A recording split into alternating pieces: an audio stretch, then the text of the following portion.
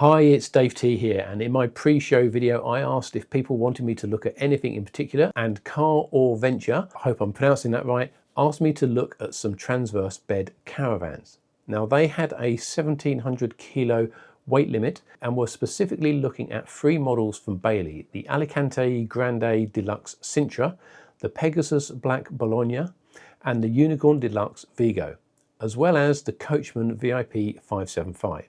Now I got to the show early, and with press pass access I actually had the chance to look around three of those vans before it got busy. So here's a quick walk around and thoughts about each of those. So this should be the Unicorn Deluxe Vigo, single axle, not the 8 foot, that's the 7'5". Very nice van, looks very nice. Got interesting storage there. Okay, so this is a Thetford fridge, and that is absolutely enormous. And that's a large freezer compartment as well. So, yeah, almost too big. The bed would pull out, I won't do it because I've got it all tucked in, but the bed will pull out further. Lots of storage in there, that's the heating. So it's wet heating. It's nice. I'm not sure when this bed pulls out, you'd probably still be able to get past that. But sliding door, which makes sense. Bathroom, very nice, plenty of space. I like what they've done with this shower. I'm not sure if that would come out on the camera. So there's a transparent panel with the left-hand side as we're looking at it. You can see this design. It's not going to show up. The sink is a good design. We had the old kind of oval type, both on the twin camper van we had, and previous to that the Unicorn, and yeah, this is probably a better sink. So you've got plenty of storage in there for hanging stuff. As I say, massive, absolutely massive fridge there. Yeah, I don't mean that fucking flippantly, but it is, isn't it? It's exactly that, yeah. Some people do, some people don't. Don't get me wrong, you have to come. Now we come on to the twin axle. Now twin axles, personally I prefer because they tow better. Much more stable. And this though is in the 8 foot wide category. So this is going to be much bigger inside. I have mixed views on this in terms of this front lounge. So that unit on the floor, that moves around. Not sure what you do with it when in transport. You've got a lot of space here. You can sit here.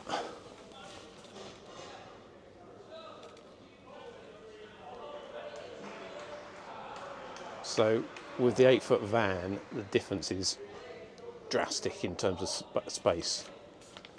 You've almost got too much space. It's more like a static caravan. And as I say, it's great, but the only concern I'd have is towing it. I've been towing 20 years. We go to a lot of off-grid sites. I don't know if I'd want to take this to an off-grid site or even just a general CL site. It's very much for your main sites, but it is nice, the space. Massive cupboard in there. Again, you've got the very large fridge freezer, Thetford again, so that's the same as the previous one we looked at.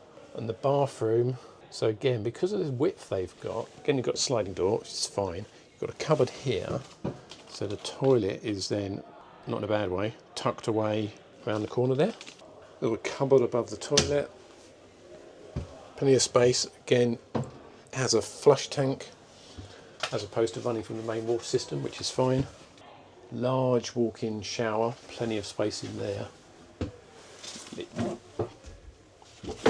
Loads of space in the shower. So you've got hooks here for towels. Toilet bowl holder down there. There's just so much space in here, it's unbelievable.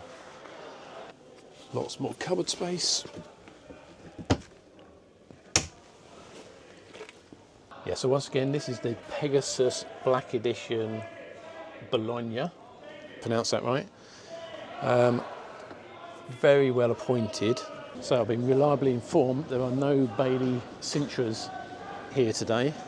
So I'm going to have a look at the Coachman that, put the name, I can't pronounce the name of the channel, but Caravan Doors, something like that. So I'm going to go and have a look at the Coachman that they wanted me to look at, and then I'll have a think about it and decide what my views are between those three different vans. So this is the Coachman VIP 575, 37,870, so near as damn it 38 grand, and this is a 7'7".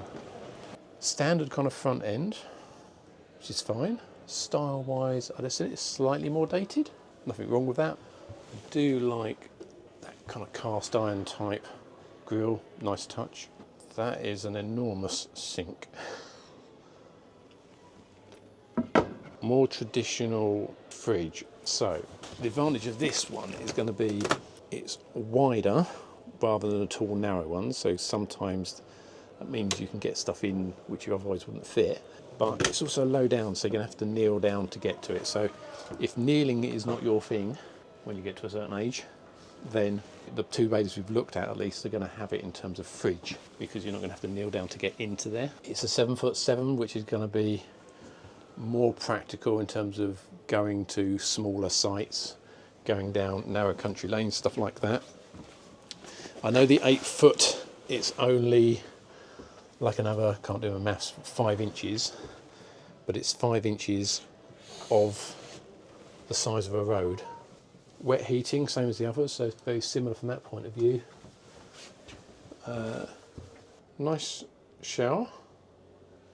Not as big, but I'd have said, unless you want to flower your arms around, that's plenty of space for a shower. I think this one was fairly good on payload as well. One thing people don't ever think about is payload on caravans. I'll put on the screen now the different payloads of the caravans that we've looked at, these three, sort of the two Baileys and the VIP we're in now. It's still fairly spacious. I suspect with this one, when the bed is out, you're going to struggle more to get round because it's on 7'7" body. The 8 foot one, well, plenty of cupboard space there. But nice styling. There's a shape, the profile here. So these cupboards are all profiled in wood or whatever that substance is they've made them out of, which is a nice touch. Doesn't really make any difference, but nice touch style wise.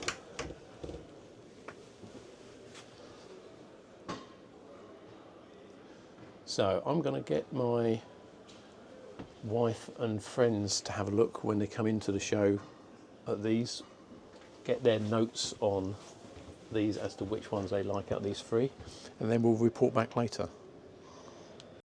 So the verdict on the Bologna versus the Vigo is that the Vigo is the preferred one by Jane and Ian. Been caravanning for 15 odd years. Main reason being is the front lounge and the fact it's an 8 foot van. None of us are particularly fans of 8 foot vans. People will disagree, I'm sure, in the comments. But also the front lounge area. In terms of seating, as Jane was saying, she's not sure where you would sit to watch the TV with one of you being comfortable and the other one kind of stuck being uncomfortable. Yeah, it just didn't seem to quite work, but they really did like the Vigo, so hope that helps, and press on to the next thing we're supposed to be looking at for another viewer. This one. Right, so Jane and Ian prefer this one mainly because of the front lounge, which is more functional. I tend to agree with them. I think those C lounges are a bit weird, but Jane doesn't like the kind of net curtains, and yeah, I kind of go along with that. I think, yeah, the curtains don't really do anything. The curtains are literally pretty much just at each end. They won't extend across. So that's what we thought on the day, but what's my conclusion after the show? Well, choosing a caravan, campervan or motorhome is very much a personal thing. So my opinion really doesn't matter, because I will always be viewing them from my personal perspective and weight my opinions based on what's important to me. Also, even with a bit of research before the show, I didn't have that much time to identify every single feature of each model. So I'll run through of some of the stat-based things that would be important to me. Now, price-wise, the VIP 575 was the most expensive at $37,220. Perhaps more importantly though, as far as I can tell from their website, things like the solar panel and wheel locks are actually extra, which at that price is somewhat surprising. All of the vans were at or just under the target max weight of 1700 kilo. The Bologna actually had the largest payload of 170 kilos, which at 25 kilos under the target max weight and being an 8-foot van is surprising. Also worth noting is that the VIP 575 does, I believe, appear to have an option to upplate it to give an extra 34 kilos of payload. Now, the biggest question, especially with transverse fixed bed models, is the body width. Transverse beds benefit most from the wider 8-foot bodies, mainly because they give more space to walk past the foot of the bed when it's extended overnight. However, and I know I'm going to get flack in the comments about this, I'm really not a fan of 8-foot vans. For us and the places and sites we visit, an 8-foot van would limit us. The additional 7 inches means that there's 3.5 inches less space on each side on a narrower lane or going through, say, the gate of a CL site. If you mainly visit large club sites with longer stops, then it's less of an issue and the space is definitely a bonus. But I'd highly recommend that you practice reversing whenever possible and check out my video on reversing and the excellent reversing simulator in the link above.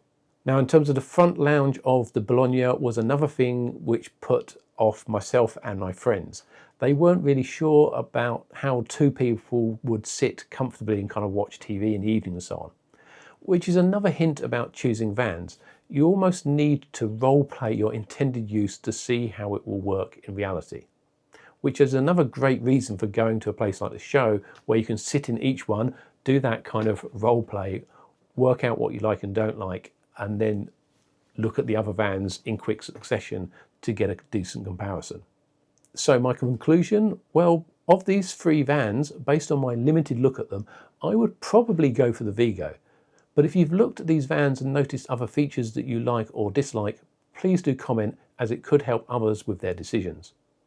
I hope you found this video helpful or interesting, and if you have, then please do hit the like button, and if you are interested in seeing other videos I make, then please do consider subscribing to my channel. But most of all, thanks for watching.